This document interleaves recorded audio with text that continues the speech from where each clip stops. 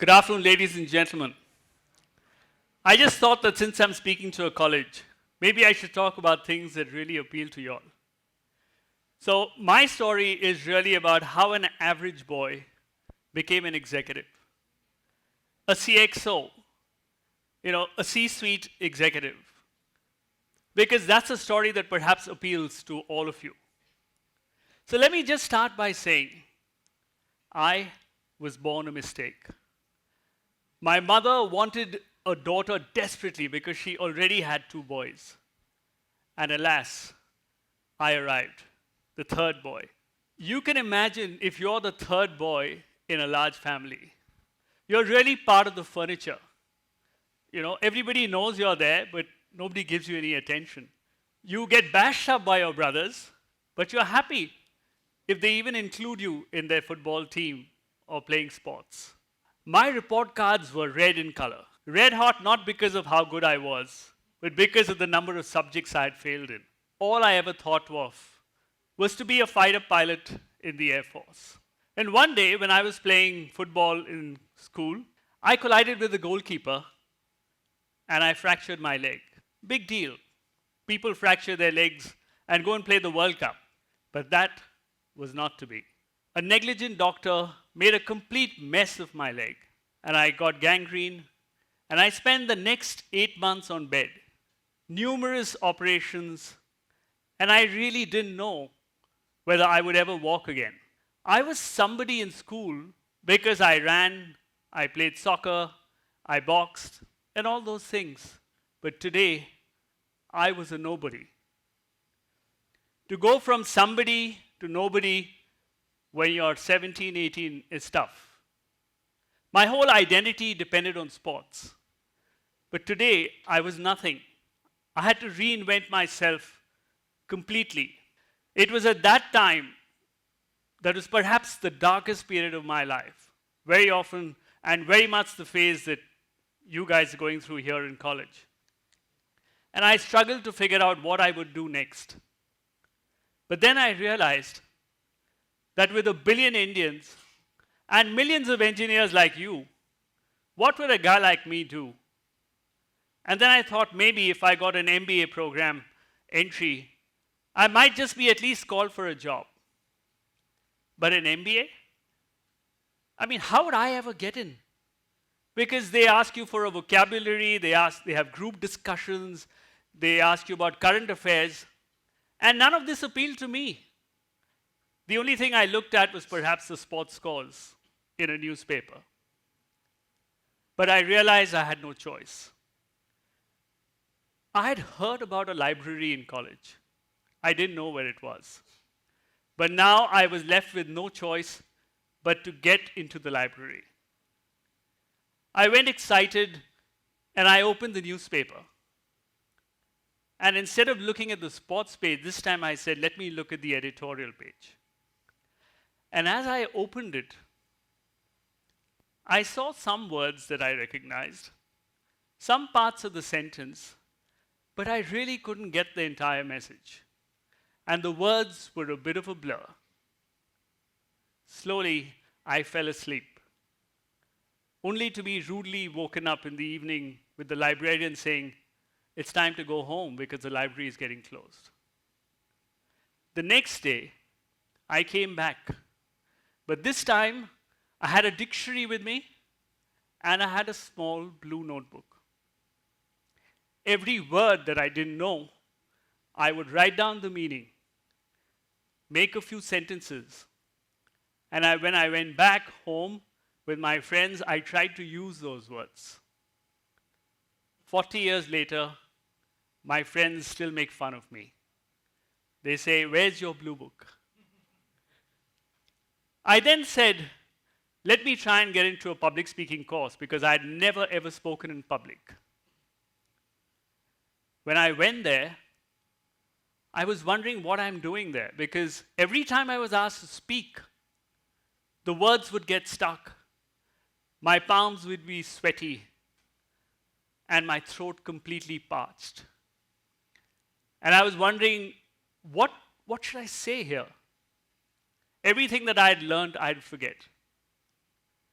And then I read a story about Demosthenes. I wonder if you all know he was thrown out of the Greek parliament because he was considered uncouth. He didn't know how to speak, and he wasn't just good enough. Demosthenes then went home and shaved off half his head, which you consider as fashion today. And he stayed home for the next 3 months. He would go to the seaside, find pebbles, and put them in his mouth, and then speak and shout at the seas to build his lung power. I wasn't anywhere near the seaside, so I picked a few marbles at home, and I put them in my mouth to practice my pronunciation. With time, I developed a bit of confidence, and then I began to speak. I was lucky enough to get into an MBA program. I cleared the group discussion, the vocab, everything with the years that I'd put in. Getting in was tough, getting out was tougher. What with all the engineers who could add and subtract faster than me? But then I realized that I too had my strengths. With all the work that I'd put in, I was much better in communication than them. I was much better in strategy than them. I was much better in terms of conceptual skills and the ability to lead, because I'd been used to doing that when I was playing sports. I chose to get into marketing and services, and then eventually found myself in a bank for all the wrong reasons. Not because I wanted to be a banker, because in 90s in India, banks were the ones that paid well, and they gave loans for homes and cars and gave credit cards. What else would a young person want? Gradually, I one day rose to become the CMO, or the Chief Marketing Officer in a bank. But then I realized that a lot of leaders looked at marketing as an expensive habit. It was all about expenses and spending. And I was wondering, what did I learn wrong about building a brand and investing in the growth and stuff like that? So I soon realized that if I remain in the spending department, I'm not going to have great impact. So I then learned to move to the revenue side of the business. I learned about products.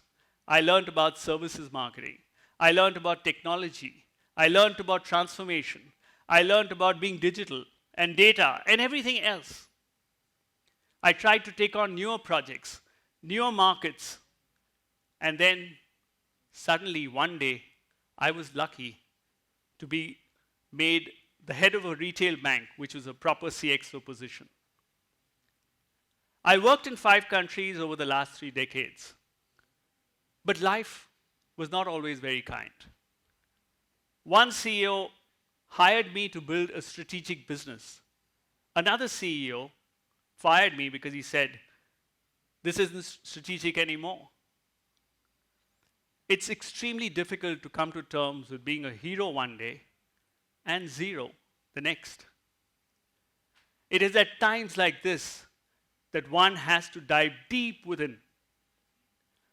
And I've learned that only in times of adversity we learn, because that's the only time you look inward. So my breathing, my yoga, my meditation really helped me come to terms with the new reality. And I had to look into spirituality, which I ignored for all that time, to find meaning and purpose in life. But that's a signal that tells you that there is something more you need to learn in life. So if there is anything that I would like to share with you, it would be 3 secrets. Secret number 1. Secret number 1 is simple. Learn to believe that you can become a CXO and try and act and perform like one.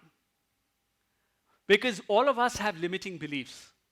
And sometimes those limiting beliefs, like in my case, it was I'm not bright, I can't speak, I can't do all of that, right? It holds us back from our purpose, our goals, and what we want to achieve in life. And nature doesn't help either, because genetically, we all have a negativity bias. 80% of our thoughts are negative, and 90% are repetitive. But We need to be able to conquer our demons. Otherwise, we'll not be able to achieve our goal. These limiting beliefs are like a bit of resistance. You know what resistance is? You want to wake up at 5 in the morning, and guess what? When the alarm goes, you put the alarm down. This is what stops you from reaching your potential. To break through this resistance, you need to delve deep into your subconscious mind. And the best time is 30 minutes when you wake up in the morning and 30 minutes before you sleep. You need to be able to literally rewire your brain so that, and you do that with affirmations, with visualizations, with goal setting so that you can look ahead in life and not look behind. Learn to take action. Just try and be 1% better than you were yesterday. Don't dream about, becoming the world's best, because Rome wasn't built in a day. But if you become 1% better every single day, the power of compounding will ensure that you're 37% better than where you are, which translates to 3,778%. Leave the math. But are you better? You will be. Secret number 2. Don't be the best kept secret in the world. If you're the kind of person who sits and works in your room and you think that by working hard that's good enough, it's not. Your boss might know what you're doing, but he's not everybody. As you get more senior in life, there is something called a promotions board, where there are people from other parts of the business who decide a lot about your fate. So if they don't know you, you're not going to get ahead in life. So build your brand. Be a thought leader. Speak at conferences. Publish your thoughts on LinkedIn. Build a website. Build a blog. Do whatever it is. But share your knowledge with the world. Why do you want to remain the best kept secret? The other thing that you can do is that in this process of building a brand, be consistent around, change your life. So it's all about your content, your thought leadership, and your presence. Secret number 3, signal that you're ready to become a CXO. What do you mean by signal, right? When you're on your way up, people don't know that you're good enough. So you have to give. It's like this. When you invest in a stock or you buy a mutual fund, why do you buy it? In the hope that one day it's going to appreciate. It's that hope and that potential that you have to show. But the way you show it is by building your executive presence.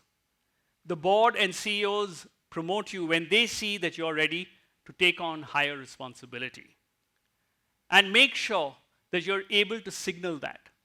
So executive presence is nothing but the way you act, the way you behave, the way you conduct yourself, so that people see that you're ready to take on that higher responsibility. In this executive presence, it's a very nebulous word, but it's something that you really need to build. And take on strategic projects that nobody else wants to, because those strategic projects are what get the attention of a lot of senior management. And that signals that you're ready to take on the next level. So if you're not a CXO, remember, you don't have the experience to be a CXO, but you can definitely show the potential of becoming a CXO. So if I was to summarize, the 3 secrets are: 1, believe that you can be a CXO. Secret number 2, don't be the world's best kept secret. Secret number 3, signal that you're ready to take on higher responsibility. Build your executive presence. Above all, 80% is mindset, perhaps 20% is skills.